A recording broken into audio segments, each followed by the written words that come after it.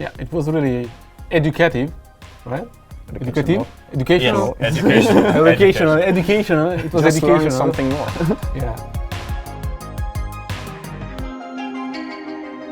Hello, I'm Gecko. I've been creating assets for City Skylines for a couple of years now, particularly focusing on Belgian architecture, because that's where I'm from, and also from France, which is a country that I love and that has some great history. My name is SimNationJan, or Jan, or if you're from before SimNation TV, I do streams and I also do some content on YouTube on City Skylines. I've created a couple assets. My name is Titan. I'm a YouTuber and content creator for City Skylines, specializing in historic old towns, and in that sense I create assets of historic buildings, churches, castles, stations, whatever that is pre-1900. I'm Skibitth, I'm from Romania, and I'm doing videos on my YouTube channel, mostly with City Skylines videos, because I love to create cities on my own or to recreate cities from real life. We are here all together to talk about historic city centers, and I think a good example would be the city center of Prague, which mainly is based on a big plaza with lots of historical buildings. Yeah, Prague is a good example of an old city that is still preserved. It's a medieval old city. When it comes to old city centers, a lot of European cities are starting to keep those old city centers. With Prague, it's kind of, you have that central plaza around the old Platz, and then it kind of sprawls out a little bit as well. Very much actually in Prague, because Prague has one of the largest old towns that are in Europe.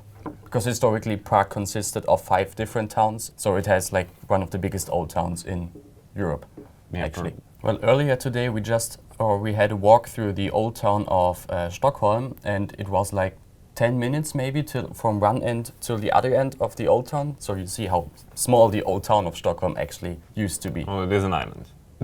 Well, yeah, it is. There's only so far it could go. But still, that is what used to be the old town back in the days. And the cool thing is that here in Stockholm, the old town is not like a flattened terrain.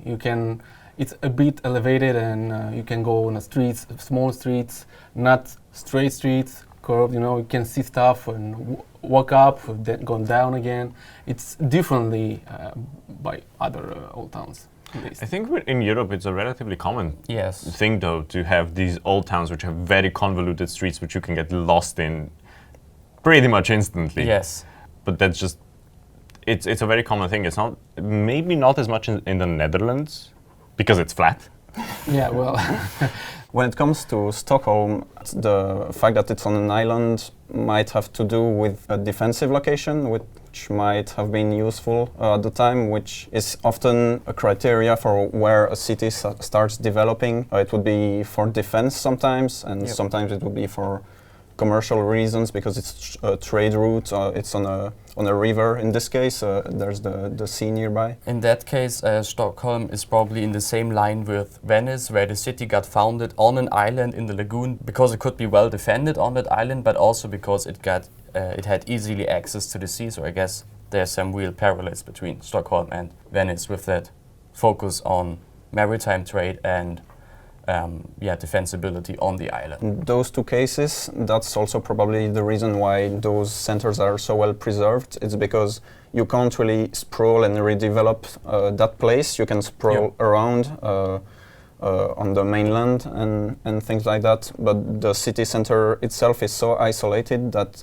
it would mostly stay on its own, with other parts taking a larger importance in time, for example. Yeah, that's true actually. Although in most, I think, European towns you can still see the historical old town pretty well, because let me just throw a number I made up, like 99% of old towns have a sort of ring about them that you can always see that is the old town. Like in Vienna it's the Ringstraße, the ring street that goes where the historic walls used to be. Then in York, for example, the city I think still has completely medieval city walls? It has pretty well preserved ones, not as much as those in Chester, but York has still some pretty large portions of the wall. It's a really well preserved city in that regard indeed. Yeah. And so in most European towns you can see where the old core used to be.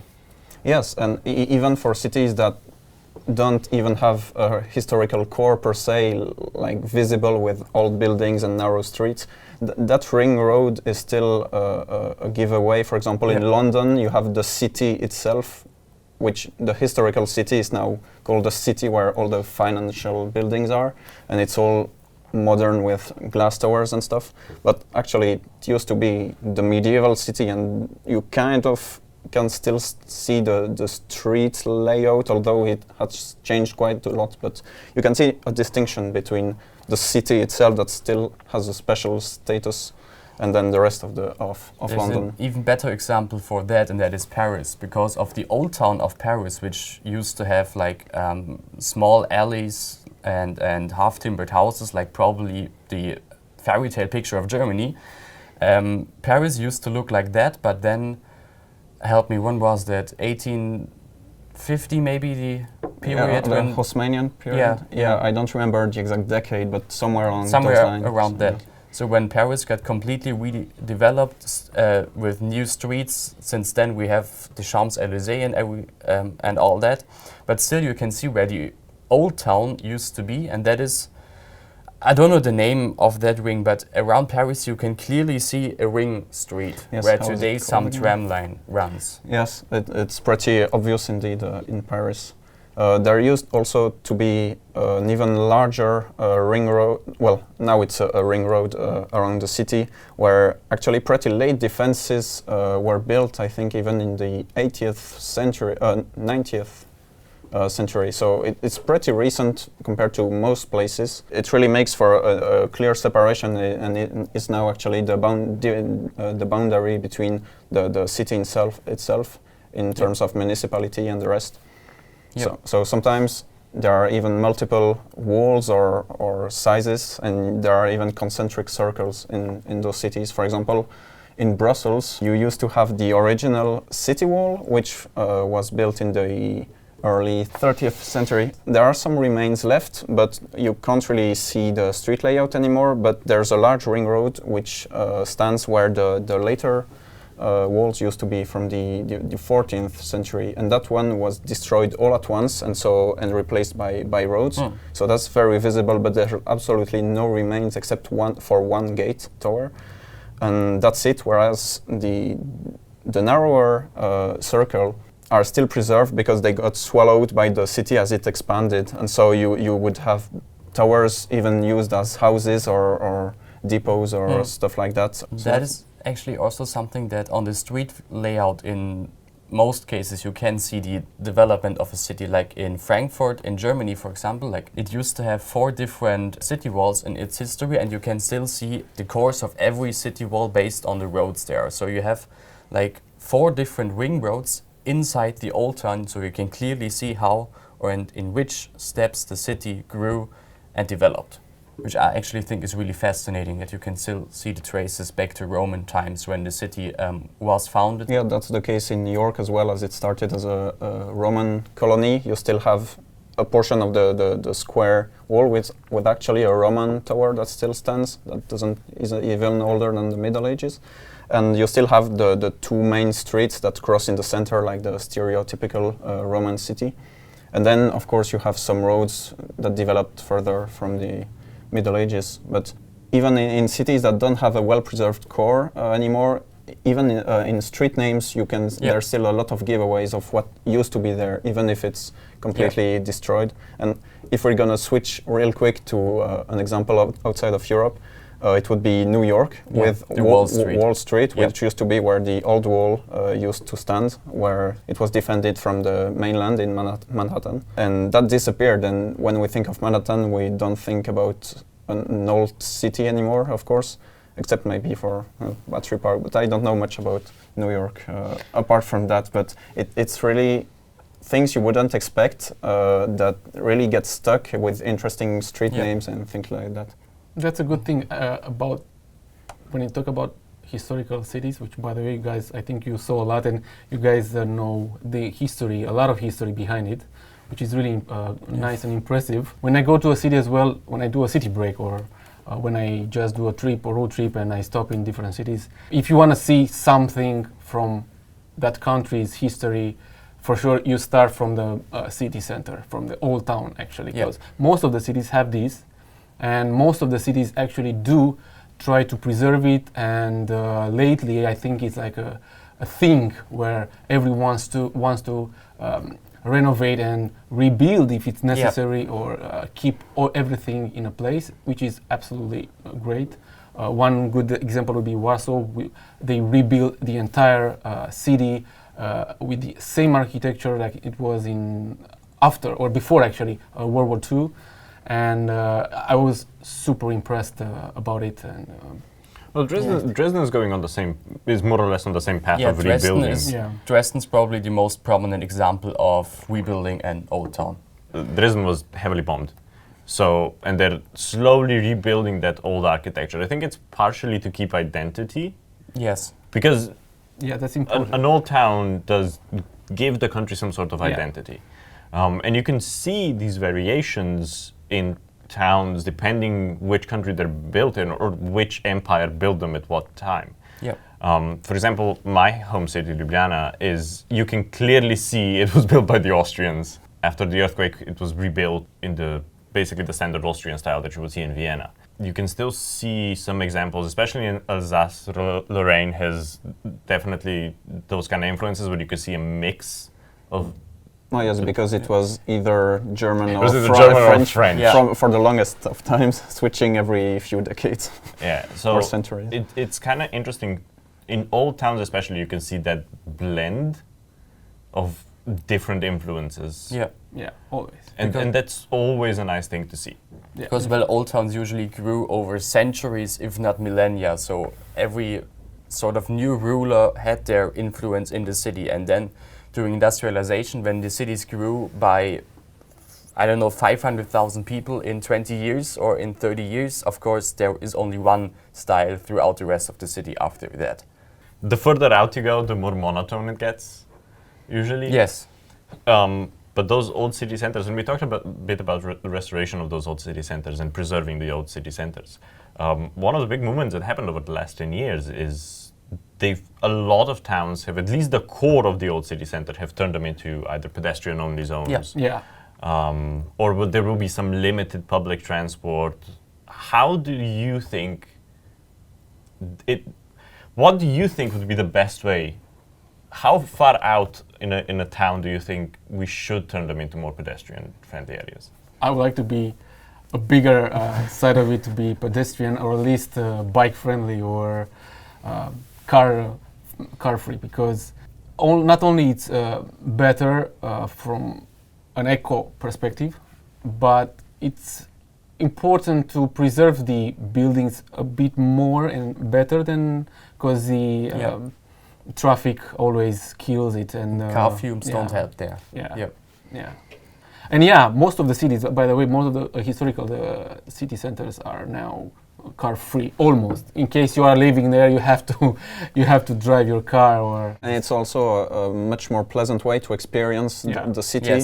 Even with, you look at the buildings, instead of being relegated on side walls with cars everywhere, at least you can walk. It's much more quiet, and you can really enjoy the place like it used to be. The goal is not to be stuck in time, but you can really, as for everything, you can just enjoy it much more if there's no noise and cars and fumes everywhere. It's really interesting, for example, how far we've gotten. For example, in Brussels, the iconic Grand Place, I've always known it as a pedestrian, but it used to be just a super fancy parking lot. It used to be full of cars, and I just can't imagine just going to the Grand Place and just seeing those cars everywhere, and it would kind of just ruin it. So it can only be a positive thing. It's always a challenge, though, because as much as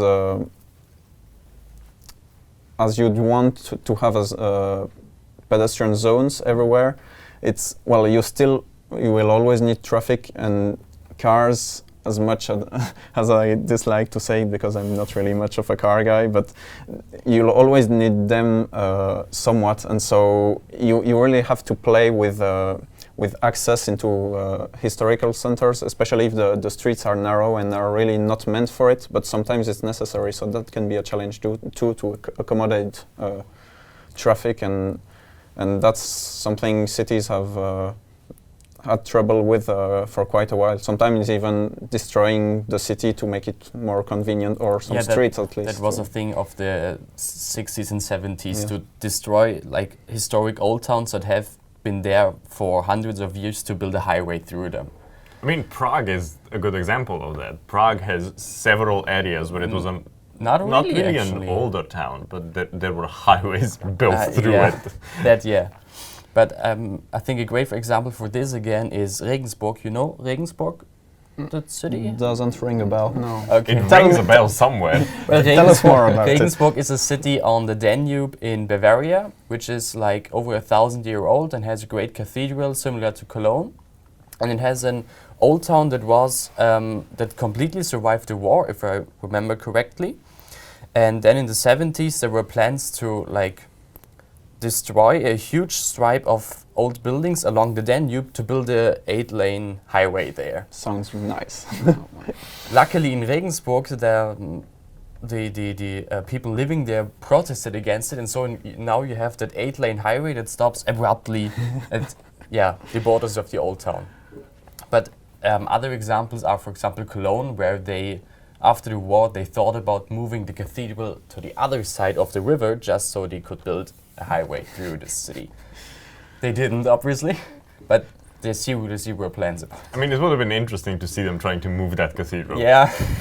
Well, it's not impossible, probably.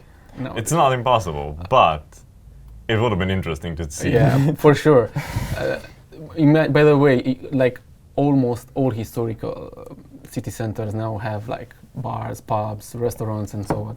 Imagine just sitting at a table and drinking something, and cars passing through you like vroom, vroom, vroom. Like it's not a thing. It wouldn't work. I think old city centers they're really interesting in themselves of how they've kept their identity through time. You know, these city centers, they were always artisan shops. Yeah. You know, you'd have makers of all kinds of varieties. Obviously, a lot of that has changed, and now we do have a lot of pubs and restaurants and bars, but you still get those little boutiques that you will find nowhere else. That's true. And especially through the more commercial areas of these old towns, you still get that feeling of, oh, I'm going I'm going out to get stuff, to get things done, and everything is so close and so compact. It just feels a lot nicer than walking into a shopping mall. Yeah. Yes, that's definitely true. Although that instantly rings a bell in me with overcrowded tourism or with over-tourism. I love Prague. I have been there 4 times in 4 years, and I will be there again this year. I don't know when, but I will be. But Prague is like a prime example of over-tourism.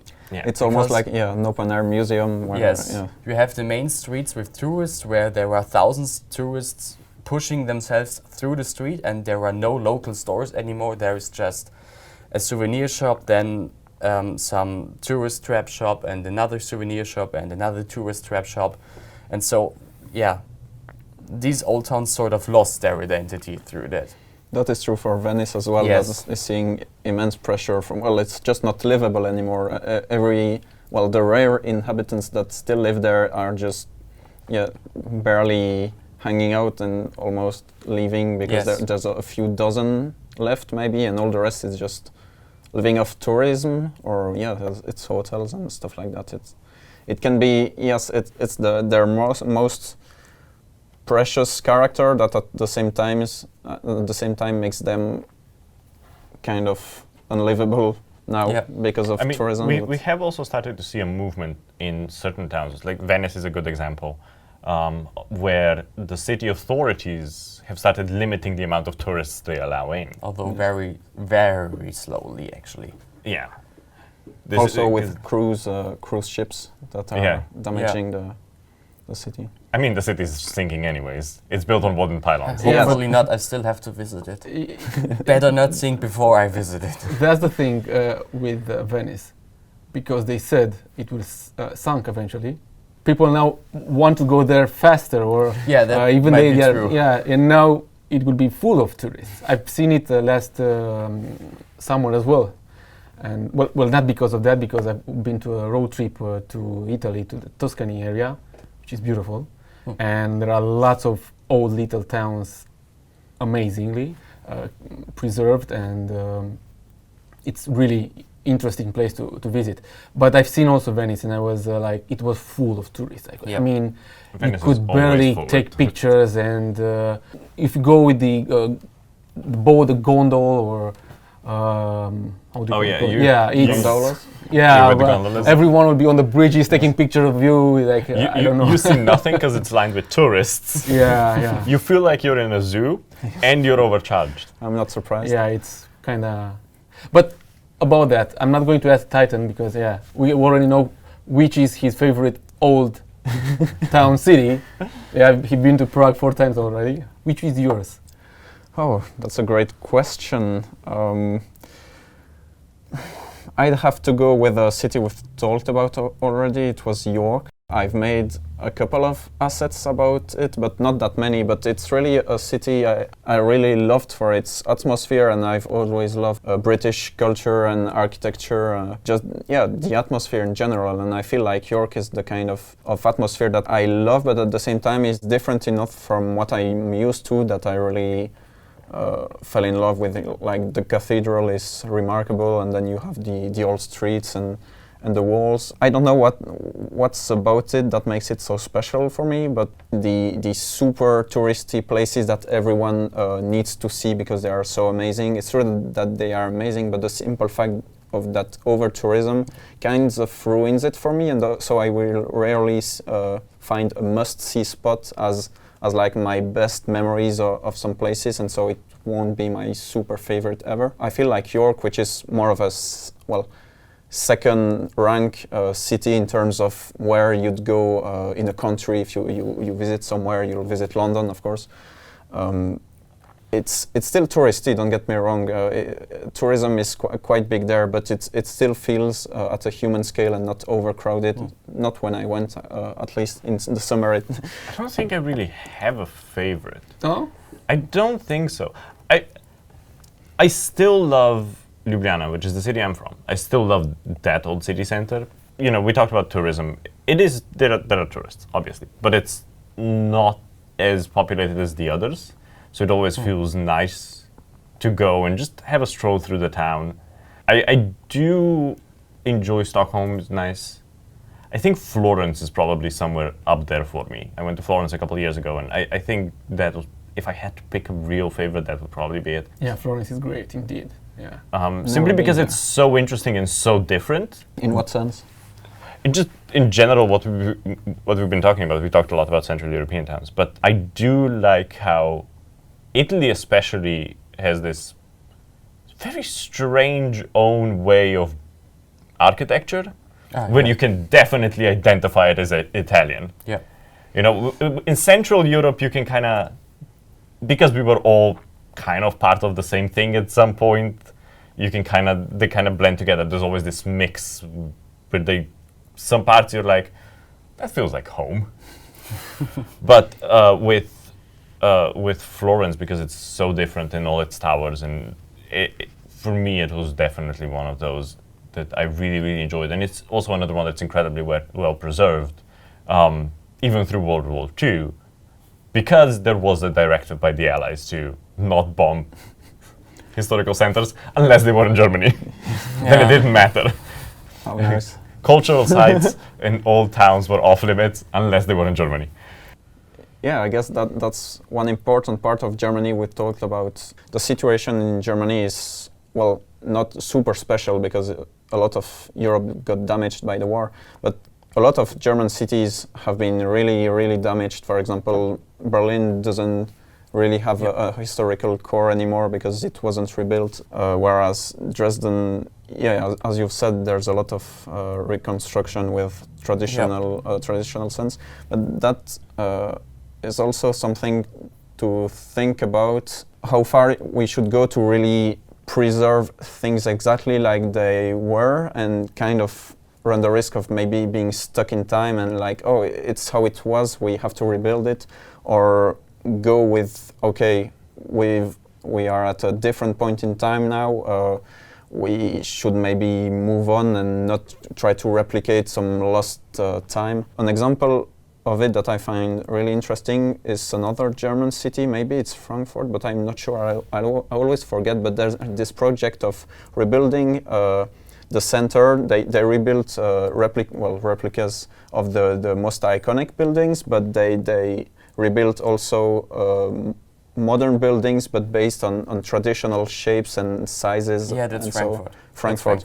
And that's an example I really loved, because the requirement was that there shouldn't be more replicas than modern buildings, and yet the modern ones blend in well with the traditional sense, and so that's something I love as someone who likes to make traditional assets. I also love modern architecture when it's about preserving like the identity, but still with a modern touch. You're not afraid to have some weird shapes. That's a good point, because there are many, I don't know if you want to call them memes, but there are many of these pictures in the net where you see like a picture of a half-timbered city, and then a picture of London and a picture of Paris, and you always can distinct these cities from each other. And then you have a picture of, I don't know, Houston and Tokyo, and all these have glass skyscrapers and concrete buildings. There is this sort of modern glass and concrete style that you see throughout the planet, and you can't really distinct cities from another anymore. And so maybe it's not really about preserving old styles, but old materials at least. So I also like what they did in Frankfurt, that they built modern houses, but with regional materials and regional ornaments and designs. That isn't something that you're not stuck in time, but you still have this ambience of an old town. And it doesn't have to be, traditional materials. It can be, for example, with metallic structures, but really it's not to be underestimated how much the shapes and proportions of a building just make for the atmosphere of a place and the identity. So you can have a really modern take on traditional architecture, and it will blend in. Well, some might not like it, of course, but it's often something that I like when I see some daring, more modern takes, but it's just not some concrete or glass blocks that are really bland. And also nowadays we tend to really preserve much more of our heritage than we used to.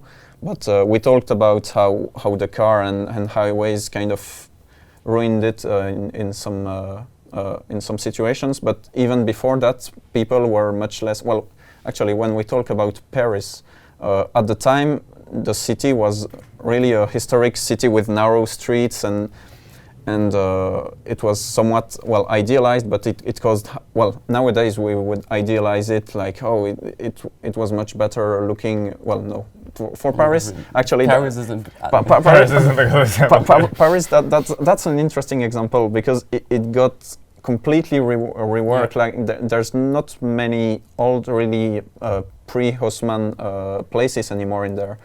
But the fact that it has been rebuilt with a modern style at the time, some people at the time already criticized it, but nowadays we just take it for granted and find it gorgeous and all that. So if we were to do the same now, there would be a huge uproar, and it would just be we're destroying heritage. And at the time, it was modernity, but we kind of take it for granted now, and so. I mean, I still see a difference there, because when in modern day we would do this, it would be glass and concrete buildings mostly. And in Paris, what they of course did was using the local materials, what is Lutetian limestone? Is that the right word? In any case, the limestone from the region. And I mean, they took the regional materials, and so it still feels like Paris, whereas glass and concrete could be on literally any city and are in literally any city on the planet. And so it still has that unique ambience of Paris that you don't see in that many other cities, especially not out of France or outside of France. I think our main takeaway from this is when it comes to older cities and rebuilding or having to, fill in the gaps, it's always a good way to take inspiration from what is around. Yeah. Obviously using some modern techniques, because to be fair, some of those old buildings yes, of course, there are a lot of issues with you that. slightly bump into them with your shoulder and they'll fall down. To take inspiration from those old buildings around you, and then take some time to research what materials they use, what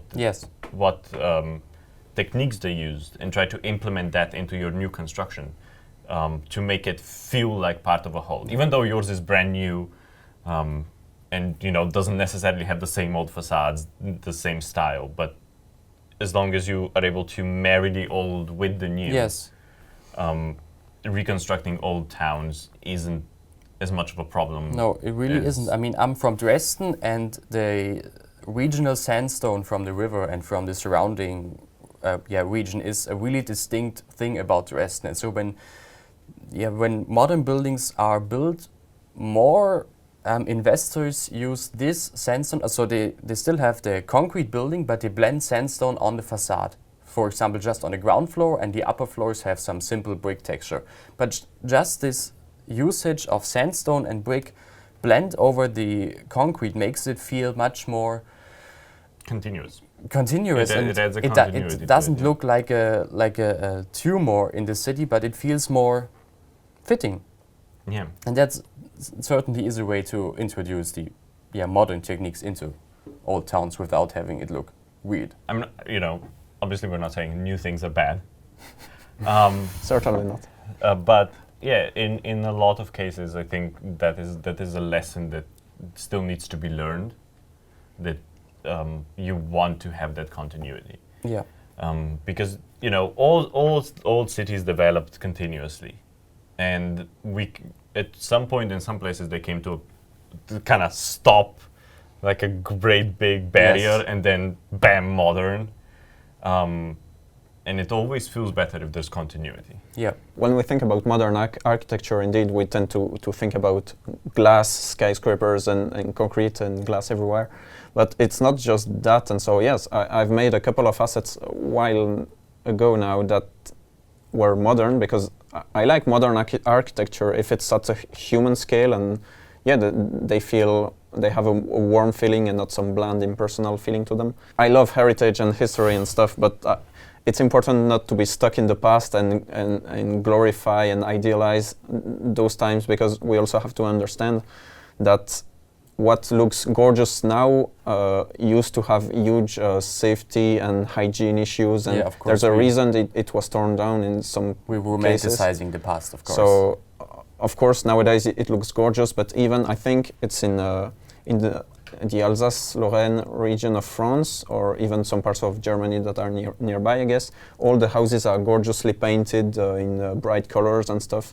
But I think 100 or 200 years ago, those were just bland plaster everywhere. And so it's more of a modern, well, maybe not just for tourism, but at least a modern aesthetic take on it.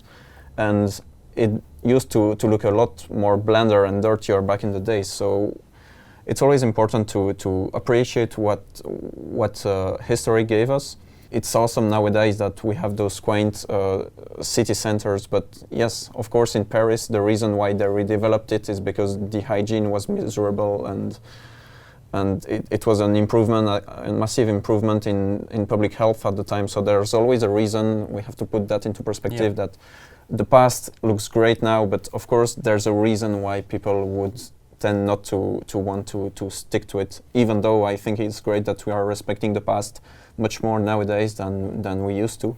But that's something to be aware of. Even though in the past maybe it was differently, as you said now, the idea is to keep them now, because we can, and we can change everything, even though they have like very small apartments, or the rooms are super small in the Old Town area, and the hygiene maybe in the past was kind of bad. Now, with nowadays yes, of course, now it works fine, and it's but awesome. the sad part would be to destroy them now. Yes, of course. Or to change them completely. Now for there's instance, very little reason to do it, of course. It might happen, for instance, like one of the buildings might not be saved, or they don't want to save it, and instead of redoing it or preserve it, they just build a little modern one. Yes. I saw those kind of things too. Sadly, that can often be an issue nowadays. It would more be a question of budget more than anything else, because they become too expensive to maintain, Yes.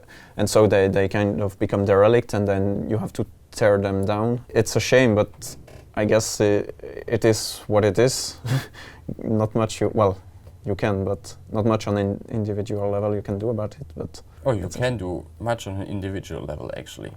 I mean, the reason that Dresden has its old town sort of restored is that there is a movement as society of some people that fight for reconstructions, or at least, if not reconstructions of historic buildings, that fight for historic or regional materials, as I said, that blend in the cityscape. And so, yes, the individual sure can do something. yes, of course. No, yeah, true. Never mind. I want to give an example as well from Romania, the old town in the Bucharest. It was renovated recently. In the past years, even though other cities from Romania, like Brașov or Cluj or some other cities, already have the old town renovated and really good looking, Bucharest was very late at the party, super late at the party, and still is not finished. But at least they started redoing and renovating all the buildings. Now we have only shops, of course, like everybody, shops and bars and pubs, restaurants. It's always full there. It's nice, but some of them got lost. Some of them were destroyed because maybe they couldn't save them. I don't know, but I'm afraid that instead of redoing them or rebuilding them as they were before, they will do some really new and modern ones. At least it's one or two shops in the old town that are like two modern buildings between all of those old. Even though the contrast is interesting, but I feel like I would prefer to see those old ones being rebuilt, because in Bucharest you can see lots of old architecture like it was before, but not something continuously. You can even see like few buildings here, then modern ones, few buildings there.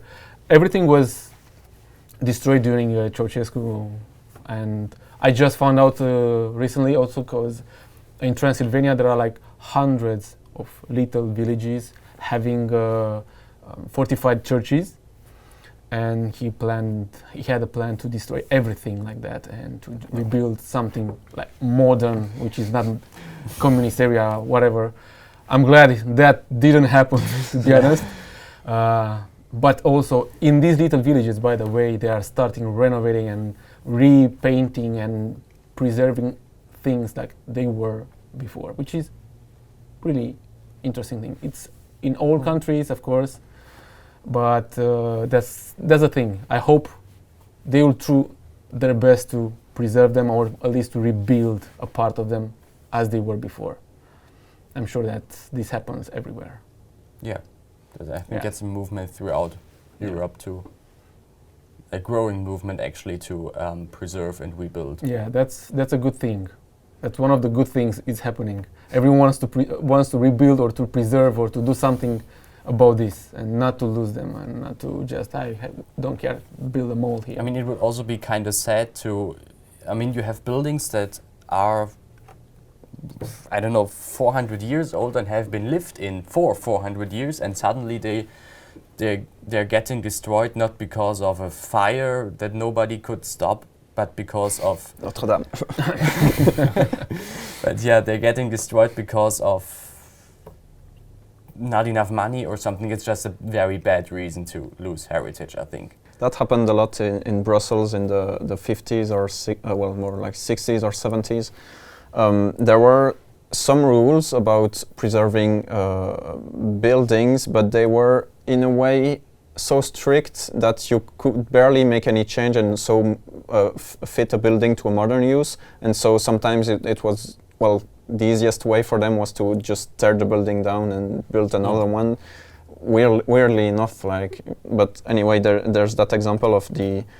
There's a lot of Art Nouveau buildings in Brussels, and one of them used to be the Maison du Peuple by Victor Horta, and it was a gorgeous building that they couldn't fit to modern standards, and they just tore it down and replaced it with an ugly brutalist concrete block. Yeah, that's a very sad reason to destroy a building.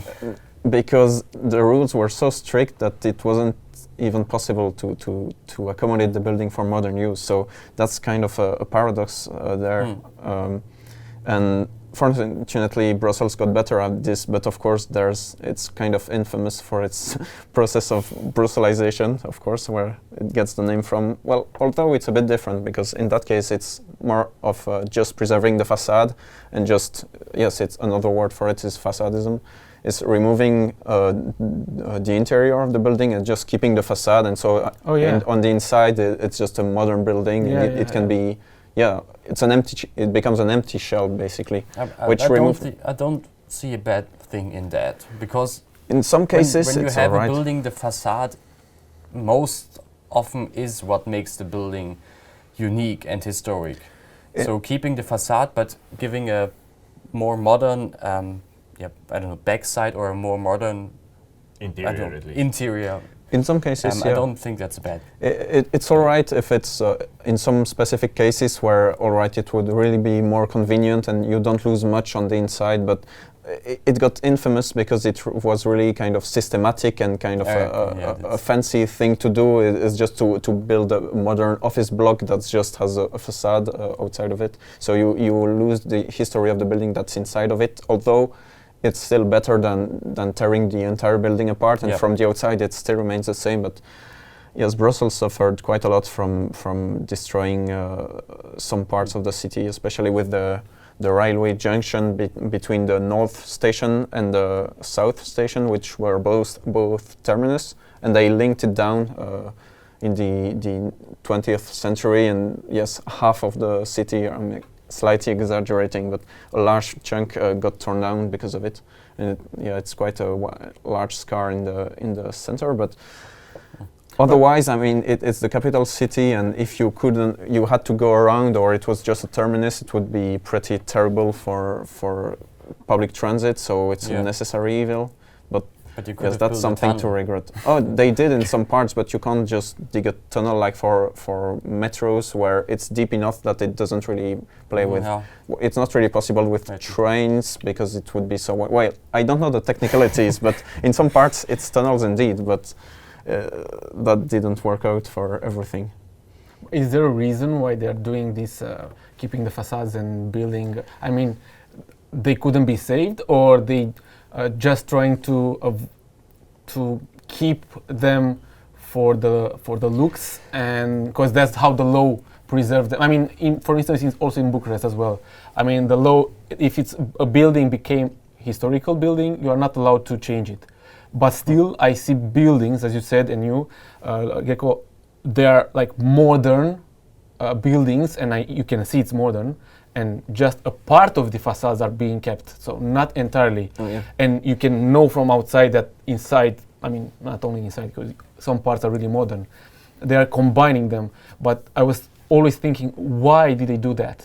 Because they didn't want to keep it, because it was impossible to keep it, it was too expensive to rebuild it, or to do something. It might very well be that the building, that there were some professionals in art history that examined the building, and they came to the conclusion that the building as a whole isn't that unique, because it's a style that is throughout the city, and it's okay to lose the building because there's plenty enough, but there's maybe that single portal in the ground floor that has to be kept because only that single portal is unique, and so you maybe demolish the whole building but keep the doorway because it is unique by itself. So it might be that the historic value isn't the same throughout the building. Yeah, it makes sense. Would be maybe an explanation. Maybe that can be one of the explanations. True.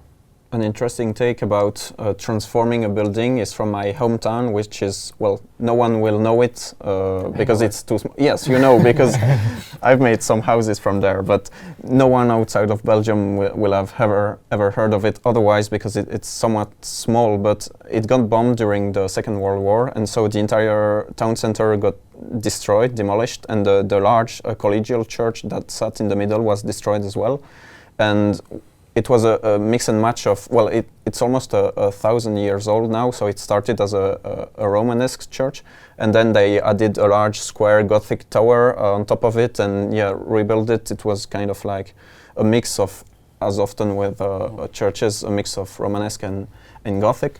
And when it was destroyed, they weren't too sure about it, because the Gothic tower was kind of threatening the structure it was built on, because it wasn't really made to sustain such a weight with the large spire that was on top. And so there was that kind of unique situation of a referendum for the entire town, where they asked what would be the preferred way to restore it. If it would be like it used to be, except without the spire, just keeping the square tower, the Gothic tower, or just removing it and not building anything in its place, or just covering the top with the roof. Or the third option was to rebuild it in its original supposed Romanesque style, and we don't know exactly how it looked like, but with the examples in other parts we can kind of guess, and that's actually what people chose. And now it's an idealized, like, Romanesque building, like it might never have looked like it, but it kind of fits. And so that's also a drastic change you can make to a city center, and actually make it, change its identity, while at the same time giving it a historical take. So that was somewhat of a controversy at the time, but right now it's just normal for everyone to see that Romanesque church that is very different from how it used to look like. And then you also have the town center that got rebuilt, but with traditionally looking buildings-ish, but you can still see it from the late 40s and the 50s. And of course they took the opportunity to widen and straighten the roads to let cars in, which of course is great. And now they went back to pedestrianizing a part of it, and it's quite cool, but it's a shame for me that it's not like it used to be, the kind of really old houses and stuff. We do also have to remember that, especially with European old towns, some of these towns are thousands of years old.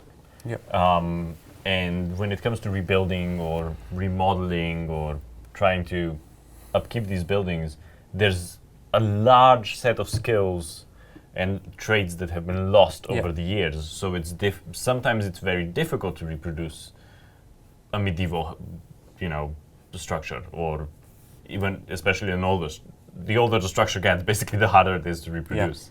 But I don't think that is something that a lot of people realize. They're like, oh, they're just tearing down this really beautiful old building. Why don't they just fix it? It's like, well, we've come to a point where we can't.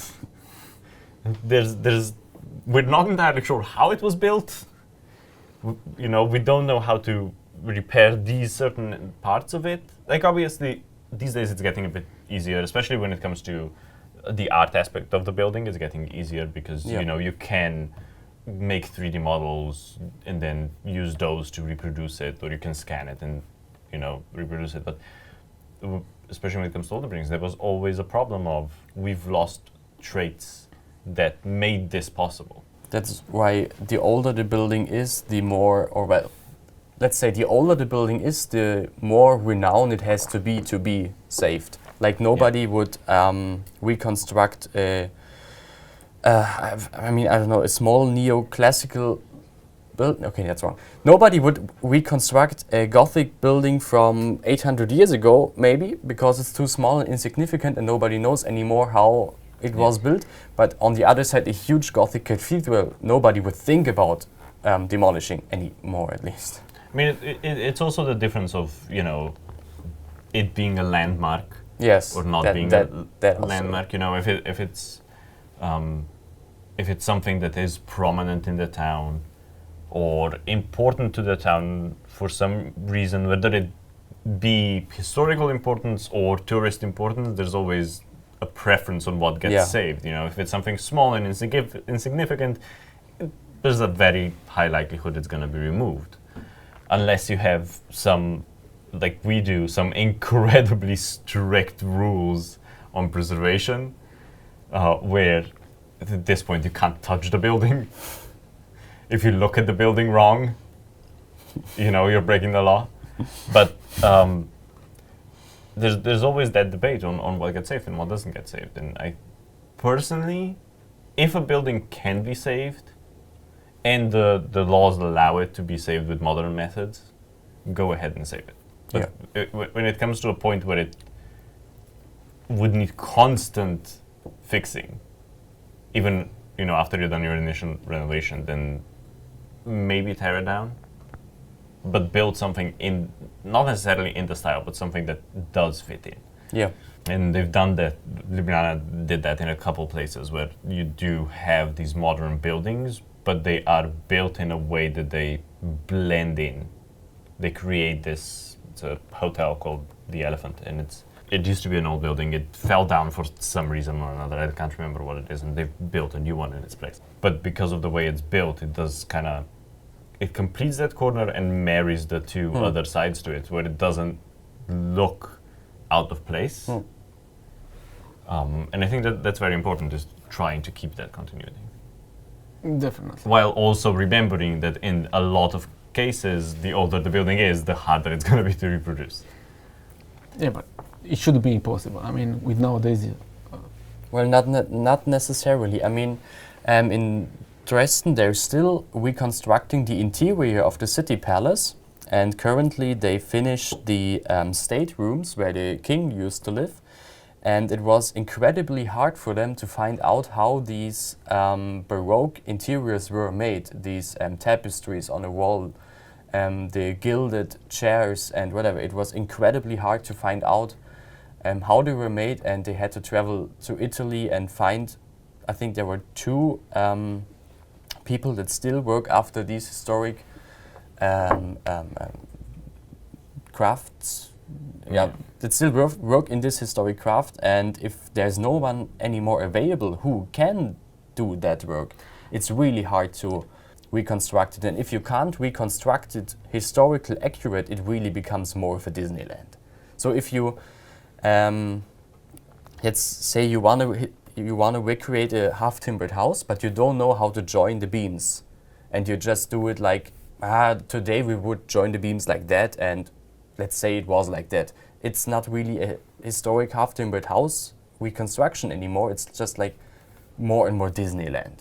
Yeah, if it comes to plans, old, but it's if it comes to plans, maybe it becomes also impossible if you don't have the plans and everything. I wasn't referring to the interiors. It was just an example, because a palace. Okay, if you want to rebuild a palace or something, then you have to redo the interiors. If you want to rebuild well, then it would not be that. I mean, how can you say, hey, we had this palace for like a few hundreds of years now, it was teared down. Do you know, you saw they're reconstructing the city palace in Berlin when we were there? That is true. Because in Berlin they're reconstructing the city palace, but only the facades, and not even all the facades, because the north facade is a modern concrete block, like with Minecraft windows and Minecraft. It looks like out of Minecraft. But all the other facades are amazingly done Baroque facades, but the interior has nothing of a palace. Like, they're not reconstructing the floor plans, they're not reconstructing any rooms. It will have nothing to do with the historic imperial castle. It will be a museum dedicated to the different cultures of the world. And so they're using the old facade, and they are rebuilding that hole in the city that was there, but they're giving it a really completely new function. And so it's not necessary that they have to reconstruct the interiors too. We go back to what you said. It would be like a Disneyland, right? Not necessarily, because the facade will be exactly as it looked, and the facade also is done in the same way, with the same craftsmanship as it has been done one was built 350 years ago or so. But okay, the maybe it's a building bit as of a Disneyland might. well, no, be- It's a marriage of what we talked about before. I think see so, it yeah. as if it's a reconstruction from scratch. I think it's fair that it would be more of a Disneyland in my eyes if it was just like a museum, perfect reconstruction. At least they are giving it its former look mostly, but they are giving it a modern use and making the building useful for modern times. And since it's made from scratch, it's not like we talked about previously where you destroy the middle. It's really a take on marrying modern and traditional. So I don't know. It's always a question of taste, but I don't find it problematic in this case. Yeah, I kind of like it. And this is always a source of debate whenever they announce plans like this. It's always that Yes. you know Yeah, you always have the pros and side which contras, yeah. you always have the Yeah. side which is we need to do it perfectly like it was, and then we have the side, well, yeah, but it was not useful. And then the side where no, you just tear down Just all tear the it down. old stuff and build modern. But Yeah. there's Yeah, but you that's have to find a good middle ground. the thing was that's why I was saying this. For a palace or for a building that you can actually can visit, it wouldn't be that, let's say, great if maybe the interiors would be totally different or it would be very modern. When we talk about a normal building, like a residential building, where people actually live, I can't go visit that building. Okay, unless a friend of mine will live there. But that's about facade. That you can just see, say, hey, yeah, it's cool. But a palace, yeah, you have to. I mean, not you have to. You can visit it, and then once you get inside, you're like, where did I enter? I mean, I'm in the palace now. Funny story. I was in Braunschweig this year. It's another city in Germany, and of course the city got completely destroyed in World War II. It's in Germany after all. And the city palace in Braunschweig also was completely destroyed, and it wasn't rebuilt after the war. And there was just a park until like 2010 or so. And then there was a movement of, let's reconstruct the city palace. I don't know where it came from, but okay. And they reconstructed the city palace in a way that 3 facades were reconstructed, but the rest of it, or well, let's say 3 facades were reconstructed, but incorporated into a mall, a shopping mall. And so you go through the main entrance, and suddenly you're in like a shopping mall. It feels really weird when you go to these huge portals, stately entrance, and you're next to an H&M or so. Yeah. But it really, besides that, it really feels great to have that palace there, even though that's basically Disneyland at that point. But it sort of, I don't know, it filled a hole that was there. So I still kind of like that anyway. But I'm a bit of an old building fetishist. So. Yes, we are both a bit biased about I think we're all a older bit biased, architecture. yeah. But there's always that, looks over function, function over looks. Yeah. Trying to marry the two. Obviously, with the Berlin City Palace, it was intended to be a museum. Yeah. Which means that, you can't have a bunch of small rooms because that doesn't work for a museum. So they decided to marry both function and looks by recreating the facades of the old building while giving it an interior that they can now use. It's not only that in the special case of Berlin, there was also the very political view of, with the history the city of Berlin had, they felt kind of weird to recreate the imperial palace, given that it started a war, basically. So Twice. Yeah. It's also that, yeah. But there's also, I was gonna mention the Imperial Palace in Berlin, which is, there was also the question of, because obviously it was demolished, and instead was what was it called, the Palace of the Republic, I think. Yeah. Which was, a modernist, cubist, not really cubist, just a modernist square block built by the Soviets, I think. And I remember there being a debate around it. Is it right for us to now demolish that building to recreate this old building? Yeah, because that building now is part of the heritage as well. But it's interesting how how different the views can be about all of this and how we perceive cities and how we would like them to be ideally.